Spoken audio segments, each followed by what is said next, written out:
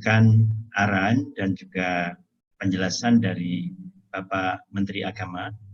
Untuk itu kami persilahkan dan berkenan Bapak Fahrul Razi untuk menyampaikan arahannya. Assalamualaikum warahmatullahi wabarakatuh.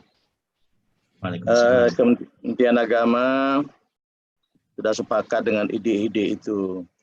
Jadi kita pastikan bahwa tiap sekolah pasti ada yang melaksanakan tatap muka saja. Kalau memang kelasnya mencukupi, kemudian semua murid setuju atau semua orang tua setuju untuk tetap tatap muka semua. Tapi ada juga semua yang melakukan daring atau online. Kenapa online? Ya mungkin karena memang zonanya tidak memungkinkan untuk melakukan tatap muka. Tapi kebanyakan pasti akan melakukan gabungan. Ada yang tatap muka, sekolahnya itu, ada juga yang online. Kenapa demikian? Ya mungkin alasannya bisa karena tidak muat, karena mungkin hanya setengah kapasitas saja. Atau memang sebagian murid orang tuanya tidak mengizinkan untuk mengikuti tatap muka. Tapi saya kira itu sebuah risiko, memang kita memberikan pilihan, silakan saja pilih yang mana begitu ya. Masing-masing dengan pertimbangannya masing-masing. Memang yang lalu kami sudah lakukan di pesantren, tapi itu menjadi mudah. Karena di pesantren kami tidak batasi zona. Kenapa tidak dibatasi zona? Memang pada saat mulai terjadinya COVID, pesantren itu ada sebagian yang tetap buka seperti biasa saja. Tidak peduli zonanya apa. Ada yang sebagian memulangkan, belakangan kemudian mendatangkan kembali. Ada yang memulangkan semua, dan pelan-pelan kemudian mendatangkan kembali. Memang dari awal sudah tidak bisa dilakukan zona, karena beliau-beliau mereka itu sudah tetap dengan pendiriannya sejak awal. Tapi alhamdulillah, karena memang kita tentukan persyaratan 4. 1, lokasinya aman COVID. 2, ustadz dan gurunya aman COVID. 3, santrinya aman COVID. 4, dia menerapkan protokol kesehatan dengan baik. Alhamdulillah sejauh ini boleh dikatakan yang baru kita tahu yang terkena menjadi klaster, ya hanya 3 pesantren, tidak salah saya. Jadi kalau dihitung persentasenya hanya 0,0000 sekian persen. Tapi memang itu menjadi lebih mudah. Kenapa mudah? Karena begitu santri masuk, ustadz masuk, mereka tidak kemana-mana lagi. Sehingga sudah betul-betul dia masuknya sehat, di dalam suasana sehat, kemudian tidak boleh keluar lagi, sehingga protokol kesehatan diterapkan, ya alhamdulillah semua sehat. Tapi pada saat situasi kita sekarang akan lebih sulit tentu saja. Kenapa lebih sulit? Karena murid nanti akan pulang pergi ke sekolah. Mungkin dia berangkat dari rumah sehat, sampai sekolah sehat, pulangnya dia singgah di mana, shopping, belanja, main-main sama temannya, tendang-tendang bola di lapangan bola dan sebagainya, pulang dia kena virus, mungkin balik besoknya dia ke sekolah membawa virus itu. Mungkin itu salah satu yang kita khawatirkan. Oleh sebab itu memang kita harus menekankan sekali kepada orang tua nantinya. Kita akan melaksanakan ini dengan sebagaimana tadi kesepakatan bersama. Kita harus tekankan kepada orang tua, perintahkan kepada anak-anak itu masing-masing, betul-betul dari rumah langsung ke sekolah. Jangan belok kemana-mana, pulangnya juga dari sekolah langsung pulang ke rumah. Mungkin kita pesan juga tadi Pak Nadiem mengatakan masyarakat kita ajak ikut partisipasi, ya kita pesanlah mungkin kepada satpam-satpam di pasar yang dilewati, kalau ada pada saat pagi begini, pagi siang, ada anak-anak yang berhenti di sini, disuruh pulang saja, nggak boleh. Dia boleh ke pasar kalau dia bersama orang tuanya. Kalau dia bersama teman-temannya main-main, nggak boleh, langsung suruh pulang saja gitu. Jadi itu risikonya, tapi risiko itu memang harus kita hadapi, karena tidak ada pilihan lain. Kita memberikan pilihan, masing-masing ada risikonya kok. Jadi betul-betul kita harus menekankan kepada semua aspek untuk sama-sama mensukseskan ini.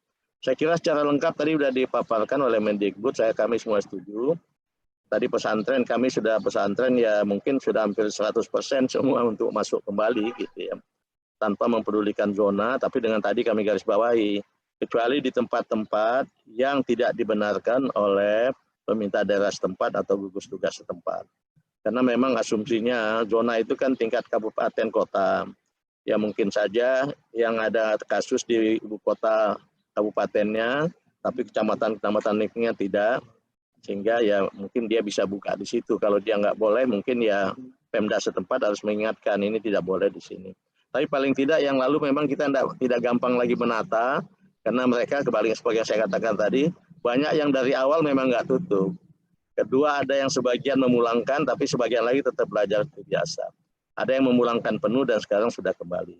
Saya setuju akan dukung apa sampaikan Pak Nadiem tadi, sama-sama kita dukung ini, sama-sama kita upayakan untuk mensukseskan dengan sebaik-baik. Begitu, terima kasih. Assalamualaikum warahmatullahi wabarakatuh.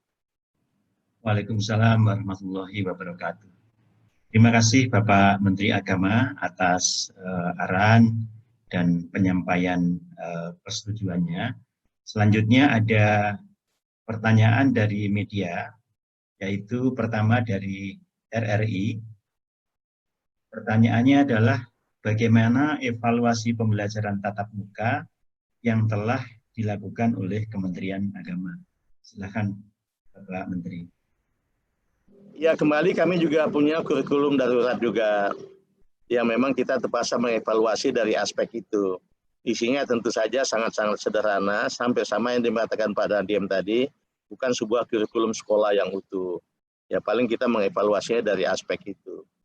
Oleh sebab itu makanya kita sepakat bahwa ini memang tidak ideal lah. Tapi sementara waktu kan kita belum bisa menemukan metode yang ideal. Mungkin sementara kita ngomong masalah kesepakatan-kesepakatan tadi, ya mudah-mudahan dengan itu sedikit bisa membuat anak-anak itu tidak kehilangan ilmunya, bisa nambah-nambah sedikit-sedikit lah. Gitu. Terima kasih. Kemudian masih ada satu pertanyaan lagi dari Harian Waspada, yaitu bagaimana bentuk sosialisasi dan pengawasan Kementerian Agama terkait implementasi penyederhanaan kurikulum di masa pandemi. Silakan Bapak Menteri. Ya. Memang kami punya by name, by address semua pesantren itu ya. Memang karena memang pesantren ada di wilayah private sebetulnya ya. Jadi memang tidak terlalu mudah. Tapi melalui mekanisme yang ada kami masih bisa melakukan pengecekan, melakukan kunjungan-kunjungan. Untungannya kami, Kementerian Agama punya sampai yang ujung tombak terdepan, KUA, setelah KUA masih ada lagi yaitu penyuluh-penyuluh agama. Mereka inilah yang kita harapkan menjadi mata dan telinga kita, juga ada juru bicara kita dalam berkomunikasi dengan pesantren. Mudah-mudahan dengan itu selama ini kita bisa mendetek meskipun tidak terlalu bisa ideal sekali kembali dalam situasi sekarang, rasanya untuk yang ideal susah. Tapi kami usahakan semaksimal mungkin mengaktifkan Kanwil Agama, Kepala Kantor Agama Kabupaten Kota, KUA dan penyuluh-penyuluh agama untuk aktif untuk melakukan kegiatan ini, dan kami juga berkoordinasi dengan induk-induk organisasi dari pesantren-pesantren itu, khususnya ormas-ormas Islam yang mengkoordinasi mereka. Terima kasih Bapak Menteri Agama.